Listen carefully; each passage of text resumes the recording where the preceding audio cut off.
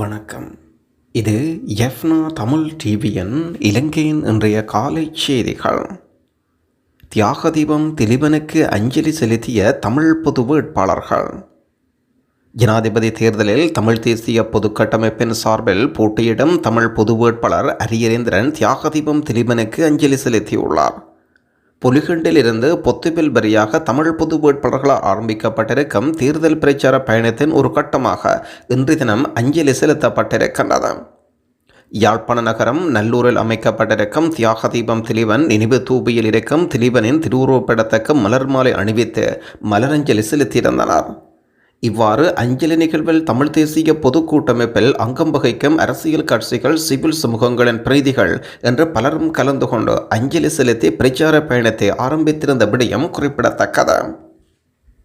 நுவரேலியாவில் நூதனமான முறையில் உடைக்கப்பட்ட ஏடிஎம் இயந்திரம்.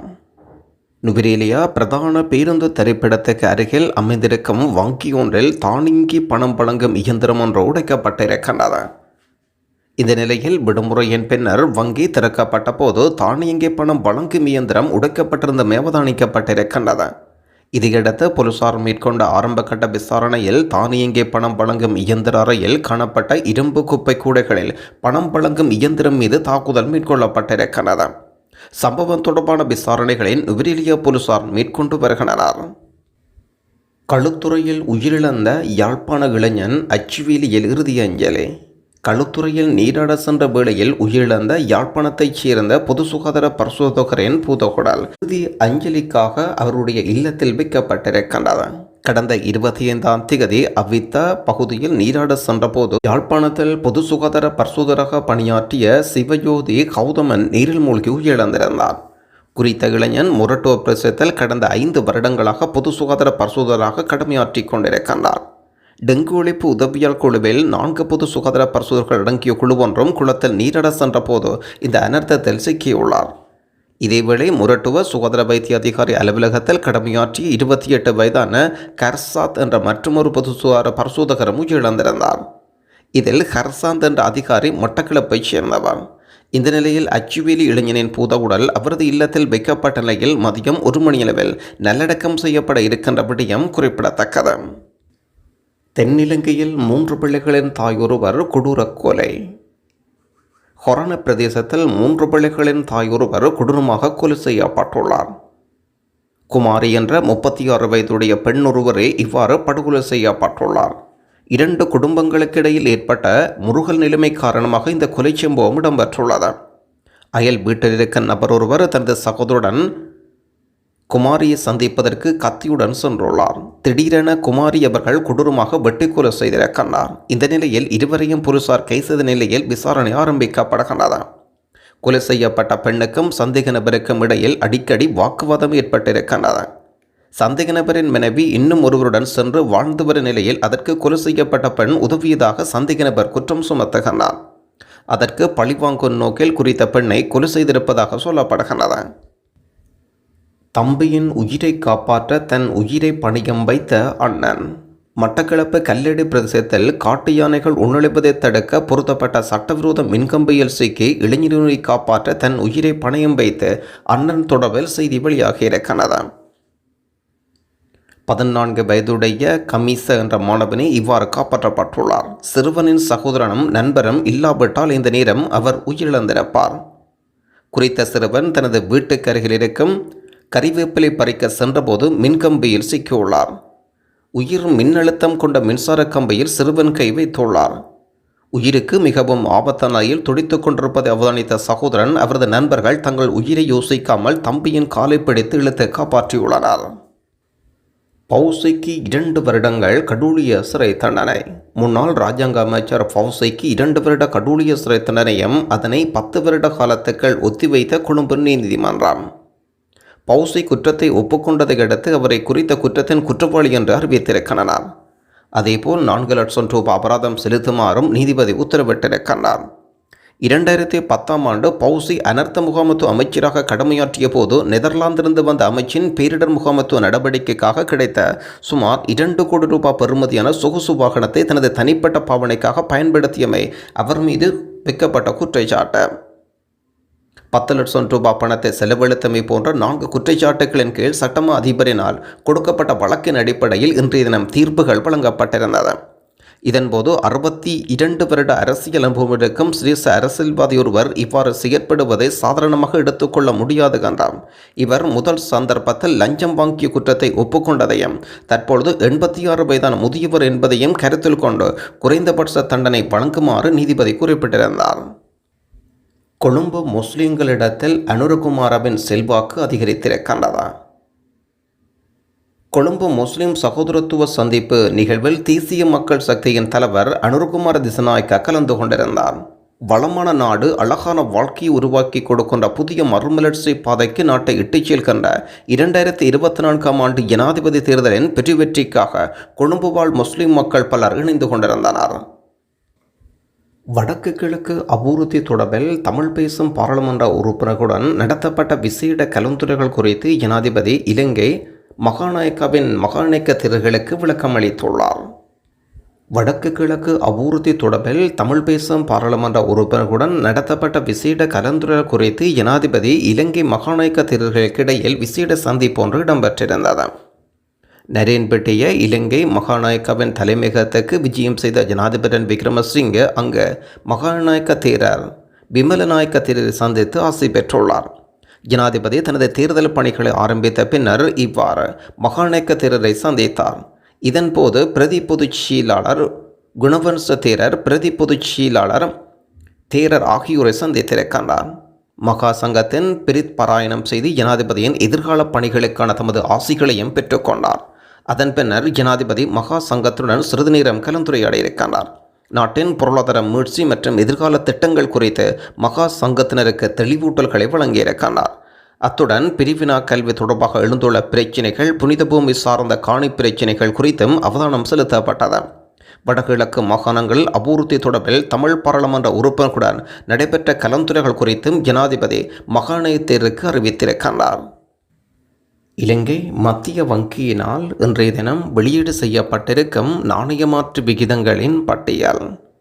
ஆஸ்திரேலியன் டாலர் 209 ரூபா, கெனடியன் டாலர் 228 ரூபா, யூரோ ஒன்றின் பெறுமதி 342 ரூபா, சிங்கப்பூர் டாலர் 236 ரூபா, ஸ்டீலிங் பவுண்ட் 404 ரூபா, சுவிஸ் பிராங்க் 363 ரூபா, அமெரிக்க டாலர் 305 ரூபா. தொடர்ந்து மத்திய கிழக்கு நாடுகளுக்குரிய நாணய பெறுமதிகளாக பஹ்ரைன் தினார் 797 ரூபா, குவைத் தினார் 984 ரூபா, ஓமான் ரியால் 780 ரூபா, கட்டார் ரியால் 82 ரூபா, சவுதி அரேபியா ரியால் 80 ரூபா, ஐக்கிய அரபு ராஷ்டிரியம் திர்ஹம் 81 ரூபா. தோட்ட தொழிலாளர்களின் வாழ்வாதார பிரச்சினை 1700 ரூபாவினால் தீர்ந்துவிடுமா? சம்பள உயர்வு என்பது தற்காலிக தீர்வு. இது ஜனாதிபதிக்கு நன்கு தெரியும். அதனால் தான் பெருந்தோட்ட மறுசீரமைப்பு பற்றி அவர் தீவிரமாக ஆராய்கின்றார்.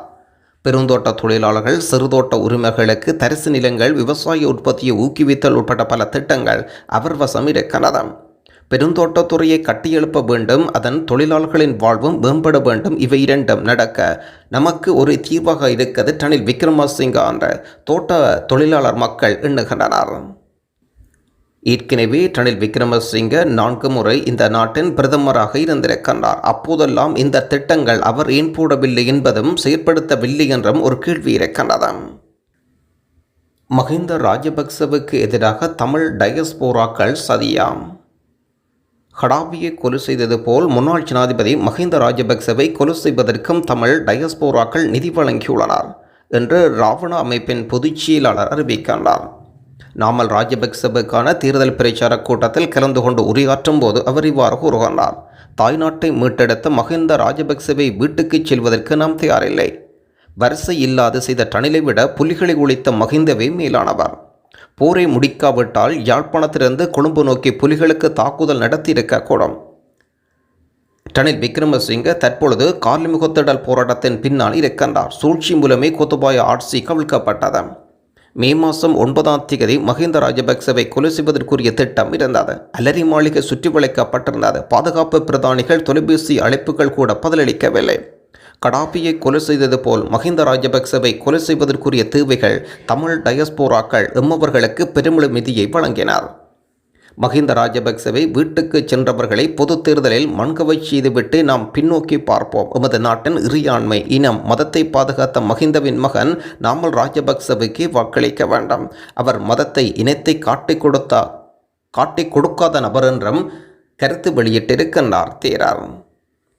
மட்டக்களப்பில் சஜி பிரேமதாசா அவர்களுடன் தேர்தல் பரப்புரைகளின் அடிப்படையில் கலைக்கப்பட்டிருக்கின்றார் மருத்துவர் அர்ச்சுனா அவர்கள். அவர் தருகின்ற வீடியோ விளக்கங்களையும் கேட்போம். நன்றி. Good afternoon doctor Ramanathan Archuna.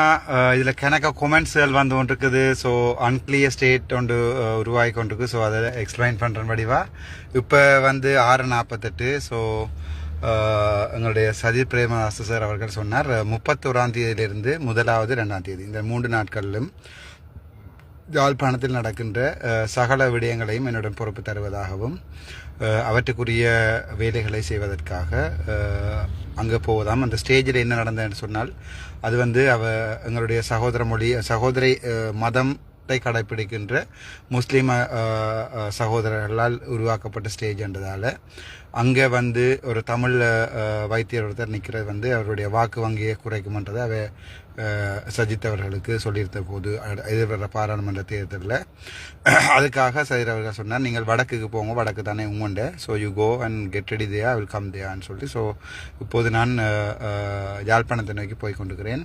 நாளைக்கு காலை இருந்து 31ஆம் தேதி வருகின்றபடியால் அவருக்குரிய சகல வேலையதையும் உமாச்சந்திர பிரகாஷ் அவர்களுடன் என்னுடைய தேவையான உதவிகள் அவ்வளத்தையும் செய்யுமாறு சொன்னார். அப்போது நான் சொன்னேன், நான் அங்கே பொதுமக்களை வரவழைக்கின்ற சகல வேலைகளையும் நான் செய்கிறேன் என்று. நாளை காலை 8 மணிக்கு நீங்கள் யாழ்ப்பாணத்திலே என்னை சந்திக்கலாம். நான் அது சம்பந்தமான அறிவுறுத்தலை தருகிறேன். முக்கியமான விடயம் வந்து இப்போது இது ஒரு இப்போ தான் அரசியல் கொஞ்சம் படித்து கொண்டிருக்கிறேன். இந்த அரசியல் ஜனாதிபதி வேட்பாளர்களும் கூட மத அரசியல்களை செய்கிறார்கள் என்றுதான் சரியான கவலைக்குரிய இருந்தது. என்னை இனவாசி இனத்துரோகி என்று சொன்னவர்கள் இன்று குதூகலித்து கொண்டாடுகிறார்கள். ஒரு முஸ்லீம் சகோதரர்களால் உருவாக்கப்பட்ட ஒரு மேடையில் வந்து ஒரு தமிழனை தாங்கள் இறக்கிவிட்டோம் என்பதை சந்தோஷப்படுகிறார்கள். எனக்கும் அது சந்தோஷம். பட் நாங்கள் யாழ்ப்பாணத்தில் செய்கின்ற மேடைகளிலே சகல முஸ்லீம் இனத்தவர்களும் வந்து எங்களோட சேர்ந்து பங்கெடுத்து சஜித் அவர்களுடைய வாக்குவங்களை கூட்டலாம். இது இனமொழி சம்பந்தமானது அல்ல. இது வந்து ஒரு ஜனாதிபதி தமிழர்களாக நாங்கள் அவருக்கு வாக்கொன்றினை அளிப்போம். வாக்கொன்றினை அளிக்கிறது வந்து எங்களுடைய நல்ல ஒரு ஜனாதிபதியை தேர்வு செய்கிறது எங்களுடைய கடமை. சஜித் பிரேமதாஸ் அவர்கள் வந்து ஒரு நடுநிலையோட என்னிடம் சொன்னார், පුතා ඔයා මේ උත්තර බලාගන්න මේ නගිනහිර මේ කටිය බලාගන්නවාன்னு சொல்லி. அதாவது நீங்கள் உத்தரன்னு சொல்றது வடக்கை பார்த்து கொள்ளுங்கள், கிழக்கு மாநிலத்தை இவர்கள் பார்த்து கொள்வார். இதில் என்ன தெரிகிறது என்றால் கிழக்கு மாநிலத்திலே சாணக்கியன் போன்ற பொத்தையிலிருந்து பொலியண்டி வரை புண்ணாக்கு கொண்டு வந்தவர்கள் ஒரு தங்களுக்குரிய அடிப்படை சுயநிர்ணய உரிமை ஒன்றின்றாமை கிழக்கு மாநிலத்தை மெல்லமாக கொடுத்து விட்டார் என்றே சொல்லலாம். அது மிகவும் கவலை அளிக்கிற ஒரு விடயம். ஆனால் வடக்கு என்னுடையது.